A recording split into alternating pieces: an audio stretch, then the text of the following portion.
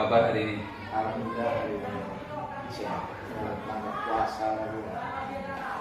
Terima kasih. Begini Pak Teguh, hari ini saya akan bertanya-tanya nih sama Pak Teguh tentang dilema atau kasus-kasus yang selama ini pernah Pak Teguh temui atau Pak Teguh hadapi. Insya Allah siap Pak Teguh ya? Insya Allah. Oke. Iya. Terima kasih sebelumnya. Yang pertama begini Pak Teguh. Selama ini bagaimana Bapak dapat mengidentifikasi kasus-kasus yang merupakan dilema etika atau bintang moral? Nah, saya ngajar di kelas 5. Itu ada seorang anak yang tidak perlu saya sebutkan namanya. Dia itu sepertinya punya permasalahan tentang kehadiran sekolah. Itu sepertinya menjadi dilema saya atau bagaimana saya memutuskan. Iya. Jadi begitu Pak Teguh. Jadi bagaimana Pak Teguh ini mengambil keputusan di kasus itu gitu Pak? Kasus-kasus berarti ada dua kepentingan tuh Pak ya, yang sama benar itu. Bagaimana kira-kira Bapak mengambil keputusan itu Pak? Saya harus berkonsultasi dengan kepala sekolah. Nah, di situ nanti dibuat forum dalam penentuan kenaikan kelas. Jadi di forum itulah kami akan adu argumen. Ya. Disitulah dilemanya kita muncul pertimbangan. Jadi dalam mengambil keputusan hanya kepala sekolah aja tuh Pak? Apakah melibatkan yang lain atau gimana gitu? Nah, di situ kan di forum kan itu ada berbagai guru, ada guru studi, guru cerita, maupun guru PAI, guru kelas. Intinya semua guru yang terkait dengan pembelajaran itu. Jadi untuk pengambilan keputusan diserahkan kepada forum. Di kelas tentunya akan memberikan pertimbangan bagaimana agar mendapatkan keputusan yang baik dan adil menurut.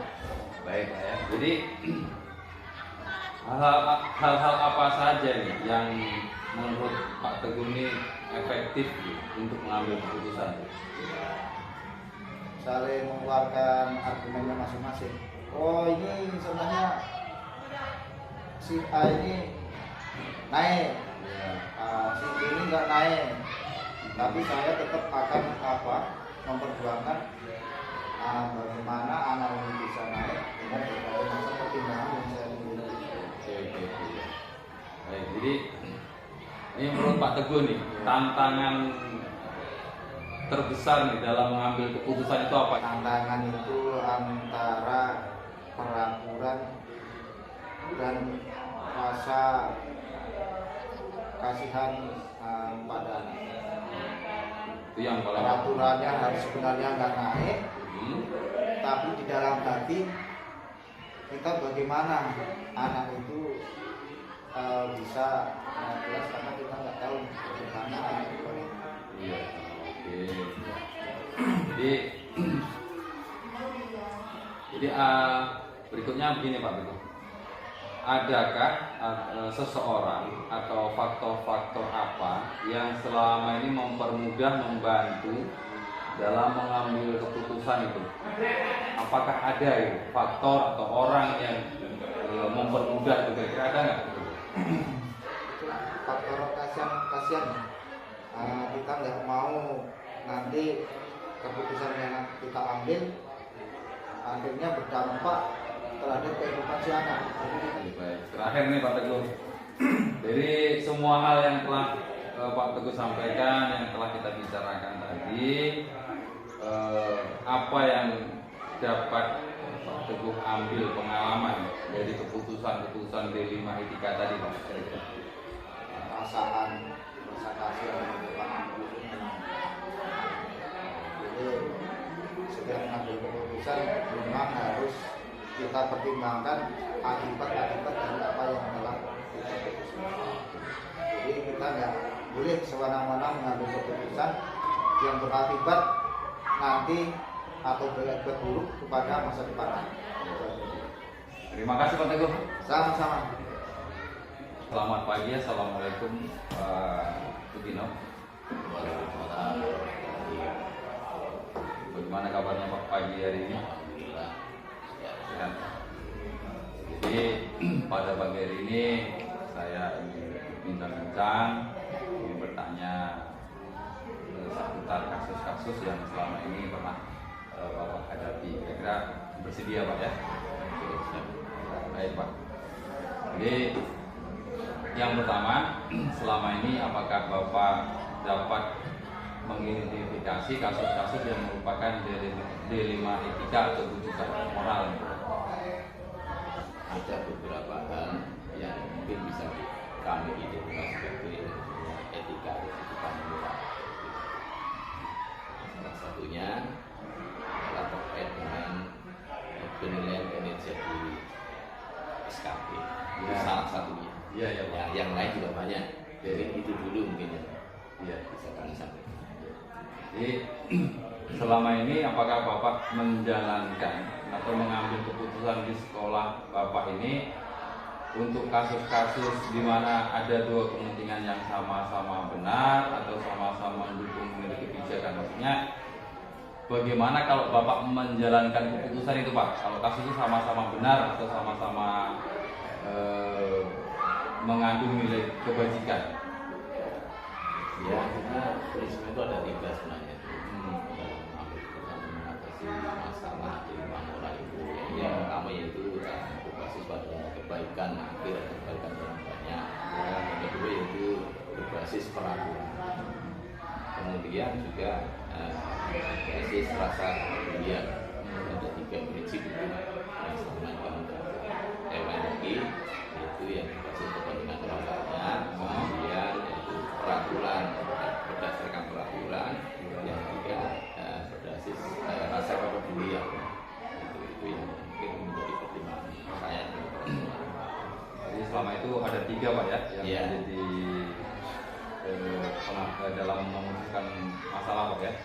Berikutnya langkah atau prosedur seperti apa yang biasa Bapak lakukan selama ini? Prosedurnya, langkah-langkahnya. Biasanya kami dari tiga prosedur itu kami memilih yaitu yang berbasis kebaikan orang banyak. Jadi kami pikirkan. Jadi yang ada tiga tadi peraturan, peraturan harus mutlak, kemudian ada berbasis rasa peduli, itu sebaiknya juga bagus. Tapi kami cenderung memilih untuk kebaikan orang banyak. Jadi sifatnya lebih humanis menurut saya. Terus hal apa saja yang selama ini Bapak anggap efektif dalam pengambilan keputusan pada kasus-kasus di etika? Yang paling penting itu pendekatan. Jadi kalau kita sudah tahu caranya, yaitu untuk mengambil kebaikan orang banyak, tentunya itu kan perlu pendekatan personal. Karena kasus-kasus ini tidak semuanya. Ada kalau kita punya anggota 10 orang, mungkin ada 1-2 orang, itu kan perlu pendekatan personal. Jadi kami menekankan pendekatan personal. Pendekatan personalnya. Yang berikutnya, hal apa saja yang selama ini menjadi tantangan nih Pak dalam mengambil keputusan itu Pak? Yang menjadi tantangan ya tentunya tadi masalah hati nurani. Hati nurani kan jadi tantangannya ya. Karena kalau kita berdasarkan peraturan, ya kita juga hati nurani kan dia berbicara. Maka kami mengambil yang pertama di masalah hati nurani.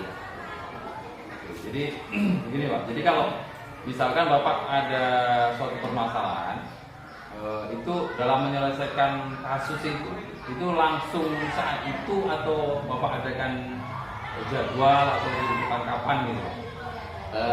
Kalau masalah kita lihat permasalahannya, kalau yang sifatnya itu yang istilahnya endemik, sifatnya itu pakai tahapan-tahapan yang kita selesaikan pakai tahapan-tahapan.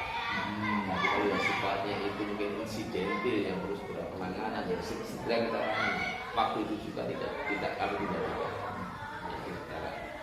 Baik.